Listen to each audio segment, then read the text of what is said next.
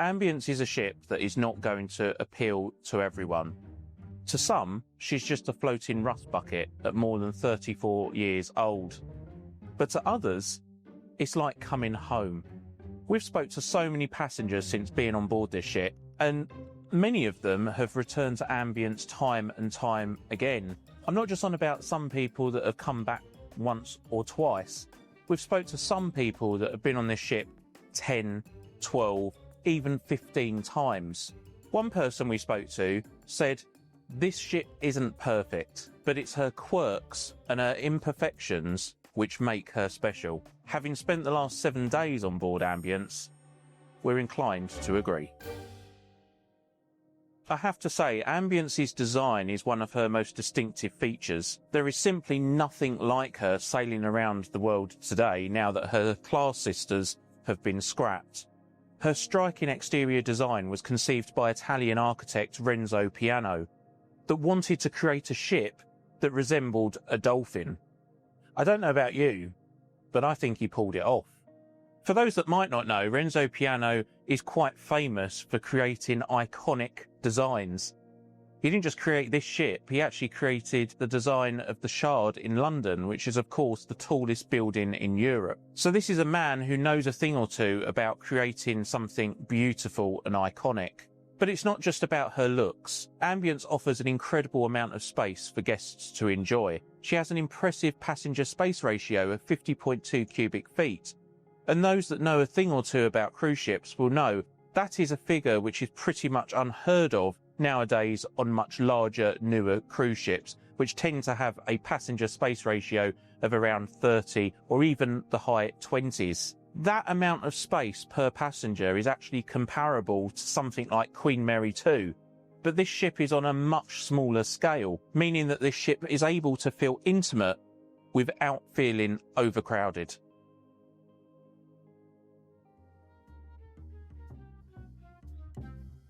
Aboard Ambience, you have the usual range of accommodation available on most cruise ships, from cosy inside cabins, which start at around £55 per person per night, to beautifully appointed deluxe suites, with pretty much all of the luxury comforts you could need whilst on holiday.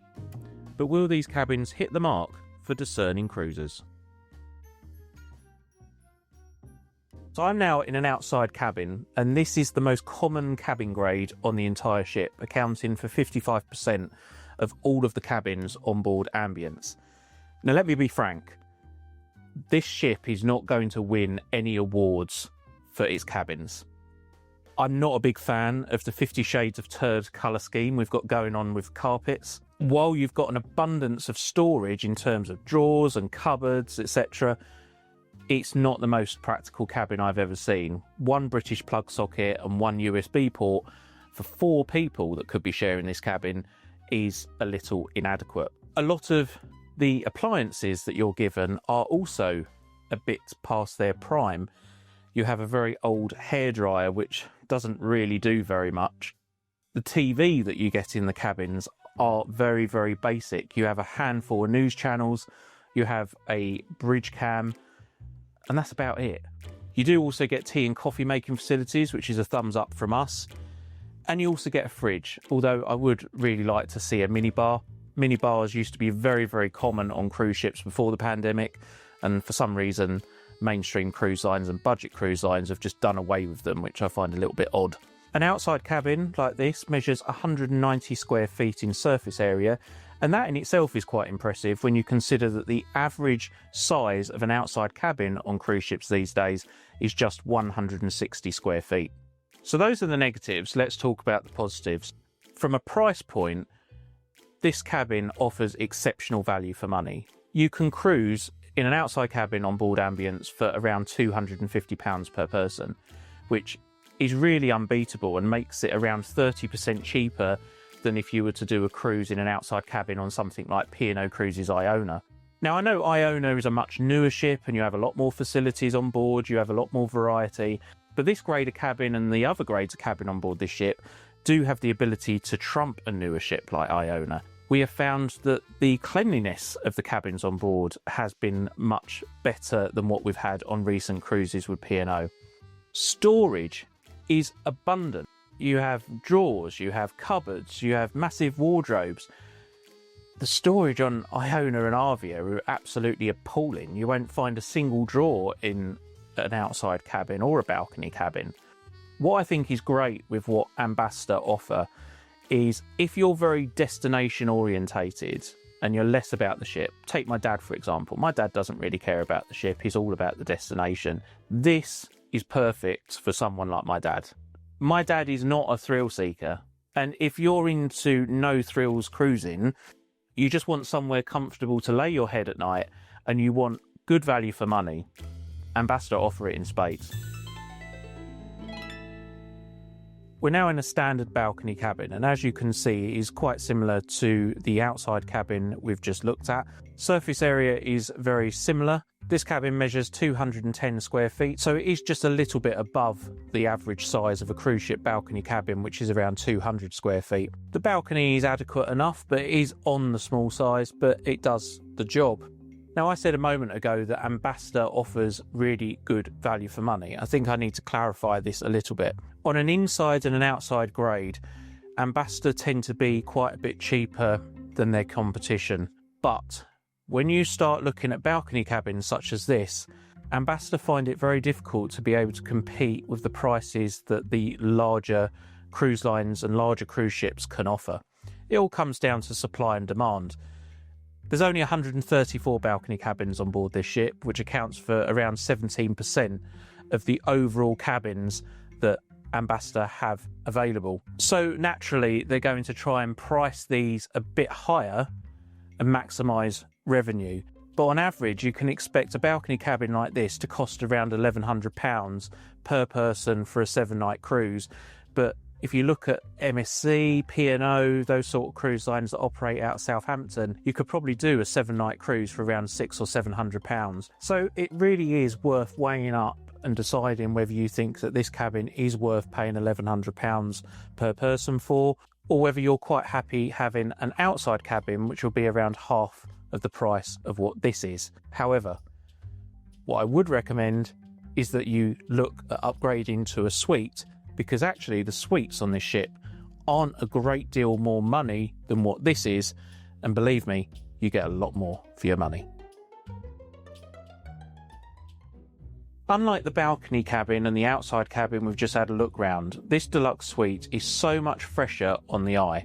Over the last 7 days, Dan and I have really grown to love this cabin. It really has felt like our home from home. And when I say that it looks fresher, it's because it is. You've got new furnishings, you've got new carpet, you've got some nice artwork on the bulkheads, and it's actually artwork I can get my head round. It's not like that bizarre, ugly, hideous artwork we had on Balmoral just before Christmas. And it's not just the decor that's great, it's how big the cabin is. This is actually 560 square feet, which makes it 2.5 times the size of the standard balcony cabin we just had a look round. And it does feel huge. You certainly don't feel cramped in here. And when you weigh up the fresh decor, the home comforts, the luxurious touches, and how big it is, it would be understandable to assume that this deluxe suite is going to cost a lot more money. The truth of the matter is this deluxe suite will cost you between £500 and £700 per person for a 7-night cruise, more than the balcony cabin. And I find that absolutely astonishing, because you are getting so much more. The idea that this grade of cabin, with everything you're getting, costs around £1,700–1,800 per person for a 7-night sailing, I find mind-blowing. Just look at the storage you have behind me. All these cupboards and drawers, and the hanging space that you have here for if you're on a long sailing is incredible. However, the one small drawback in this cabin has to be the placement of the plug sockets in here. You have 4 British plug sockets in here, one over here by the vanity, one next to the coffee and tea making facilities, 2 next to the sofa on either side. For me, for example, when I'm in this cabin and I'm wanting to charge my MacBook, and let's say I want to have the hard drive running or I want to charge the camera, I kind of have to have it all darted all over the place. So it's great that there's 4 plugs in here, but it would have just been more handy if 2 of them were in one space, let's say, so I could charge things and use them all in one go. You do get 2 flat screen TVs in this cabin, one which faces the bed and the other one which faces the sofa. Now, They're not interactive, which is a bit of a drawback. So you can't look at your onboard spend, you can't book any excursions, for example, and there's no movies on demand. You only get a handful of channels, which I think is BBC One, Sky News, and so on. And let's be honest, most Cunard ships don't even have interactive TVs, apart from Queen Anne. So therefore, I don't really see it as a major issue. The bathroom on here as well is a real highlight. With honeycomb marble surfaces, it looks much more modern than you'd expect on a 34-year-old cruise ship, especially compared to the lower grade cabins. Another great thing about this bathroom is you have a separate bath and shower. Personally, I would rather have a big walk-in shower, but the bath and shower does the job in here. When it comes to Ambassador's suite perks, the Home Sweet Home perks are really good. They are comparable to what you might get with Fred Olsen ships, which is far ahead from what you might expect with P&O and Morella. Now look, let's be honest with these perks. You don't get your suite-only restaurant, you don't get a butler, and you don't get a terrace. We even tried to recommend to Ambassador to implement these changes, and they completely laughed and scoffed at us and said not in a million years. But you have to consider those cruise lines that are offering those perks are charging 2 to 3 times the price. Now the Home Sweet Home perks that you get with an Ambassador suite are good, and they are pretty much comparable to what you would get with Fred Olsen, yet Ambassador comes up cheaper.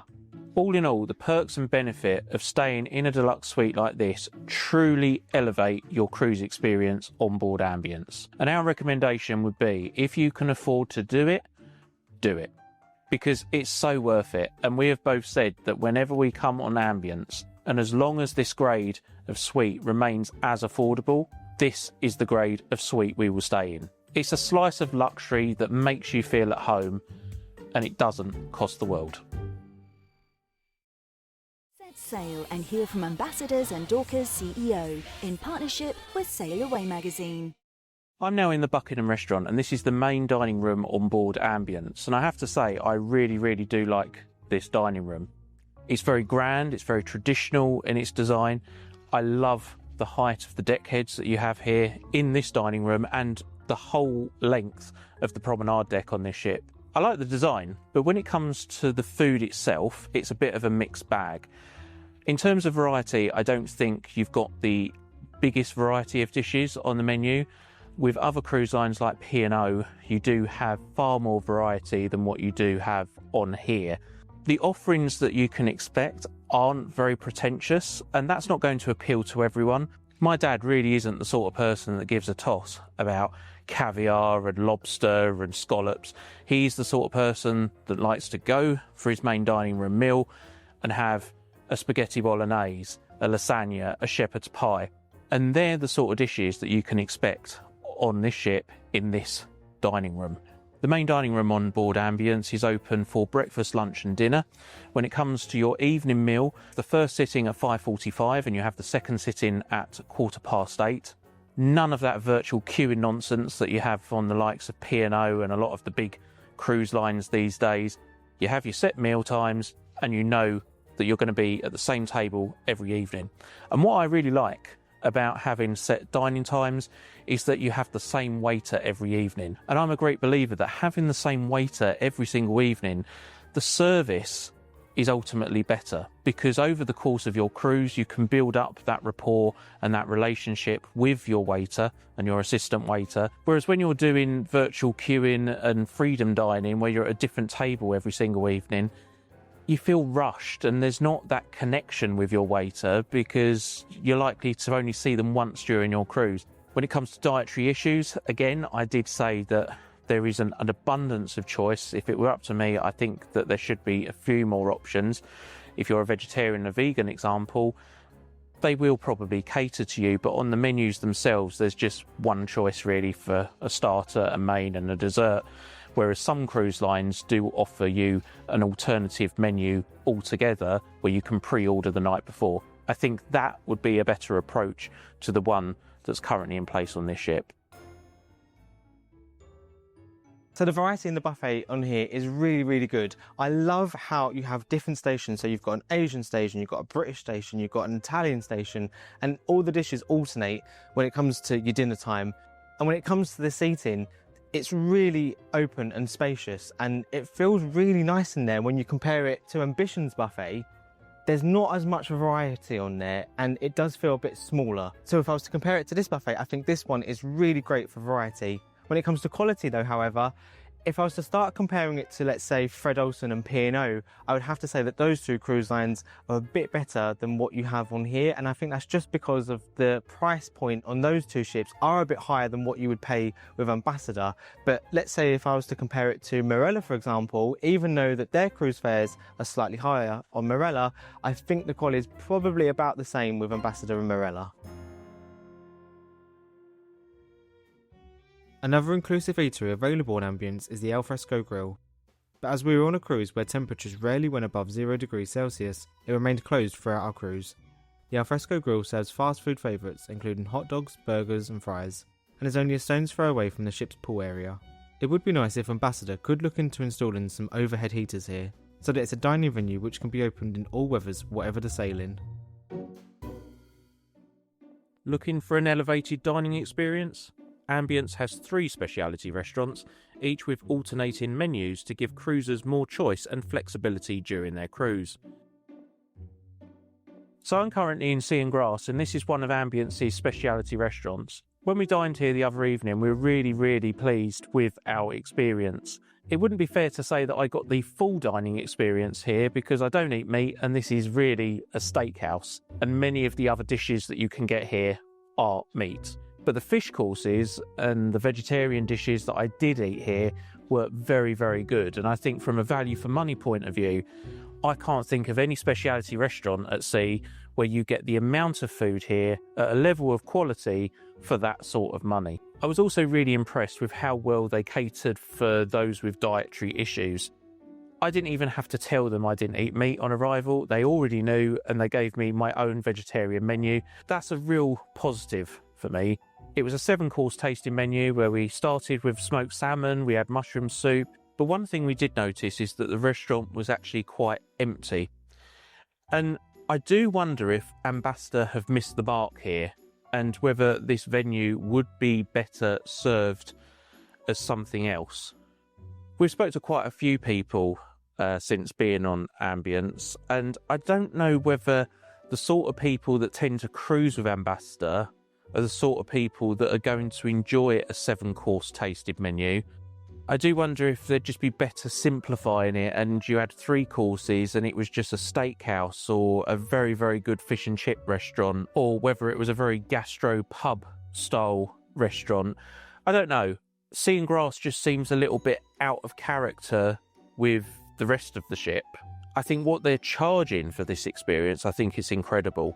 I can't think of any other cruise ship we've been on recently where you get that amount of food at that level of quality for the sort of money that Ambassador are charging. However, Saffron is our preferred restaurant. The Indian speciality restaurant on board tucked away at the aft of the Borough Market. Costing just £19.95 per person, the food and value for money is exceptional in equal measure. It's a nice little specialty restaurant. You have a handful of starters, mains and desserts. Something that really shines in that restaurant is the quality and ability to change the menu. So Jay, for example, he doesn't eat meat, and the butter chicken on there, he asked the waiter if he could have paneer, and they were more than happy to change it for him, which is a massive thumbs up from us. Saffron is way better than Coralar or Marella ships, and it's just £10 cheaper per head. Another good thing is the menu alteration. So on certain sailings, they will actually alternate the menu between menu 1 and menu 2, giving cruisers more variety when it comes to the menus in that specialty restaurant. It does get booked up really quickly, so we would suggest trying to book it as soon as possible when you get on board. We tried to book it last minute one evening, and they were like, no, absolutely not, completely sold out. So try and book it as soon as you get on if you want to give it a go. Found in a secluded section of the Buckingham restaurant is Chef's Table. Chef's Table costs £89 per person for an impressive 9-course menu. Just like everywhere else on board, Chef's Table does a splendid job at catering for those with dietary needs. As this is a tasting menu and we're a bit too fussy, we chose not to eat here. If you're feeling peckish outside of dining hours, you can grab a slice of cake and a coffee at Dickens in the centre court, or at the coffee house near the poolside. Both venues offer great quality teas, coffees and sweet treats for a very modest charge. Get 50% off your first order when you subscribe to Sail Away magazine. Get the digital version for £3.95 and the printed edition for £6.95 every 2 months. Subscribe today at sailawaymagazine.com. Navigating this ship is really quite easy, with most guests able to find their way around the ship within just a few days. With 9 lifts on board, you would expect that guests are able to move around this vessel quite seamlessly. Unfortunately, these lifts are rather temperamental. There always seems to be 1 or 2 that aren't working, and when the ship is in port and people are looking to get off the ship, or there's a high volume of passengers getting back on from shore excursions, etc., the lifts can be overwhelmed, and at times during our cruise we've had to wait between 10 and 15 minutes for a lift, and trust me, that is not an over-exaggeration. At 34 years of age, it's impossible for a ship to hide her age when she's been sailing around the world for nearly 3.5 decades. And I'd be lying if I said that she didn't look a bit tired and a bit dated in places. The corridors and stairwells, which feature that bright orange carpet with a dandelion pattern on, they just look really dated. And I don't know about you, I don't see dandelions, I see coronavirus spores under a microscope. And I just don't think that that carpet has anything to do with Ambassador and Ambassador's brand. And it just sticks out like a sore thumb. I'm also not a big fan of the lifts. I think a lot of her bars and lounges and restaurants on board are really, really classy. I love the Botanical Lounge. I love the Observatory. They're just really, really classy, and there's nothing dated or tired about them. But then you have a really classy and elegant meal in the Buckingham restaurant. You leave the restaurant to go and get a lift, and you're greeted with a big polar bear or an image that resembles a Windows XP background. It's just not in keeping with the rest of Ambience, and it makes her look a little bit mismatched. Ships look so much better when they're uniformed, when you've got just a running theme and style of decor which goes throughout the entire ship. There isn't that running decor or theme on here, and it just feels a little bit disconnected. I honestly believe that making these small changes would really lift the ship and make her feel a bit more classy. When it comes to things to do during the day, Ambience has all the facilities you'd expect from a traditional cruise ship such as this, from arts and crafts at Kapoor's to trying your luck at the modest-sized casino on Deck 6. During the day, you can expect bingo, quizzes and lectures taking place in the theatre and the various lounges on board. But what is there to do outdoors? When it comes to the pools on Ambience, we'll be honest, they're not exactly making waves. Unlike her fleetmate Ambition, Ambience only has 1 swimming pool and 2 hot tubs tucked away at the aft. They did used to have 2 more hot tubs on board. You can still see where they used to be, but for reasons only Ambassador knows, they were filled in and covered with decking. A bit of a head scratcher really. You'll also spot what looks like a splash pool up here, or as we like to call it, the world's largest bird bath. It doesn't serve much purpose now, but it's actually the remnants of a small children's water park from her days sailing for P&O Australia. That said, as pool decks go on an older ship, it's actually quite lovely. The main pool is in good condition, and the area feels pleasantly retro in a way that somehow works. Another way to relax on board is by visiting the Green Sea Spa. While we love to visit spas on a cruise ship, we get a bit sick and tired of cruise lines overcharging for their treatments, with some charging as much as £350 for a 90-minute massage, plus gratuities. Aboard Ambience, a 90-minute massage will cost you around £120, representing incredible value for money, just like everywhere else on board. If staying active is more of your thing, the gym is right next door to the spa. And you also have the active studio at the aft of Deck 14, and the jogging track which wraps around the upper pool deck. When it comes to evening entertainment on board Ambience, the Palladium is the main entertainment venue on board, which hosts a variety of hand-picked shows, plays, talks and music acts, which are as diverse as the destinations Ambience visits. Let's be honest, nobody is booking an Ambassador cruise for entertainment value. While the performances here might not be to the standard of big ship cruise lines like Royal Caribbean, Celebrity and NCL, the entertainment is on par with Marella and miles better than the shows we've experienced on Fred Olsen. In truth, even though we're not really into theatre entertainment on cruise ships, the shows we got to see were okay and surpassed our expectations. One of Ambassador's winning attributes and qualities is value for money. I can't think of any cruise line that does value for money better than Ambassador. That's not to say that she's the best in all of her fields. That opinion is based on what they are charging guests for a cabin and what you're getting on board. In truth, I don't really know how Ambassador are making money on some of their sailings because the value for money is just that good. There isn't a great deal of upcharging on board. You go on many big ship cruise lines these days like Royal Caribbean and MSC and NCL, and there's upcharging at every turn. There is upcharging on here, but you don't feel the passengers are being ripped off. Charging guests £19.95 for a speciality restaurant, for example, is negligible when you've got cruise lines like Celebrity charging over $120 per person for a meal in one of their speciality restaurants. You get exceptional value for money in the spa, with spa treatments around a third or a quarter of the price of what you would expect to pay on a line like Holland America. Drinks are very reasonably priced. £6.15 for a gin and tonic, £8.50 for a large glass of house wine, and £2.85 for a can of Coke. These are prices people can get their head round. Whereas some cruise lines we've been on, you order a cocktail and you're told that it's $20, and it rattles us, because that is just showing that big ship cruise lines are really ripping off their passengers, and Ambassador aren't. If you are someone that enjoys a tipple, I'd really recommend the Expedition drink package as well. There is a soft drinks package available for £20.95 and it is very comprehensive, and the Explorer package is available and that covers most alcoholic beverages and costs £38.95. But if you want complete flexibility when it comes to drinks on here, where you get your specialty teas, you get your specialty coffees, and it gives you access to more premium spirits, for example, then the Expedition package is what you should go for. And if you book and pay for it before getting on the ship, it costs just £44.95, and it really does offer incredible value for money. And how does it compare to Ambassador's competition?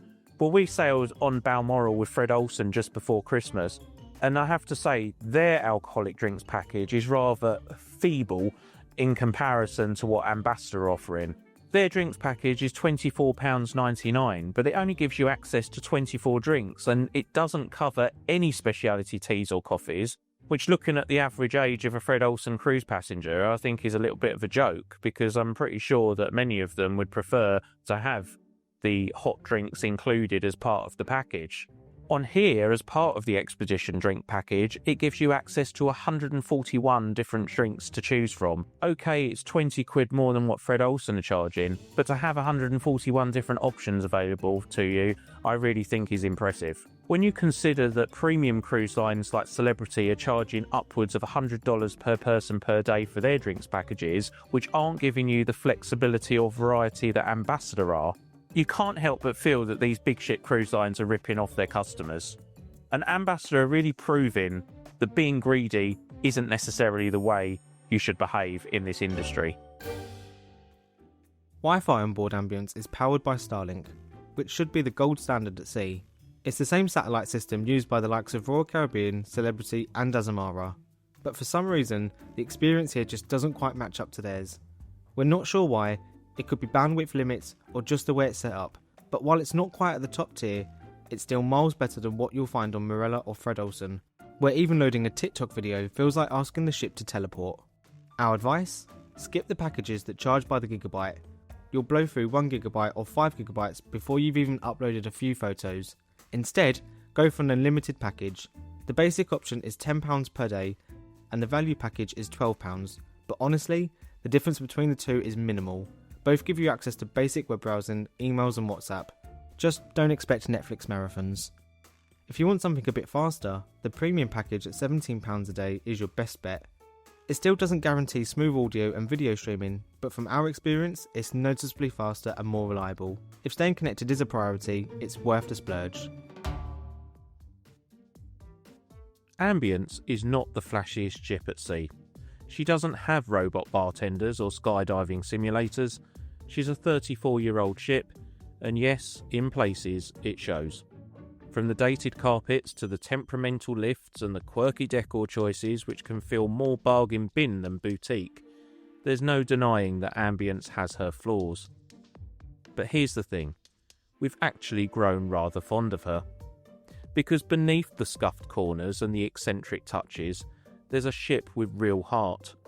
There's charm here, in the friendly crew who remember your name by day 2, in the classic lounges which come alive with music each evening, and in the unpretentious, down-to-earth atmosphere that modern cruise ships often lack. The food is decent enough, the speciality dining offers exceptional value, and the service, well, that's where Ambassador truly shines.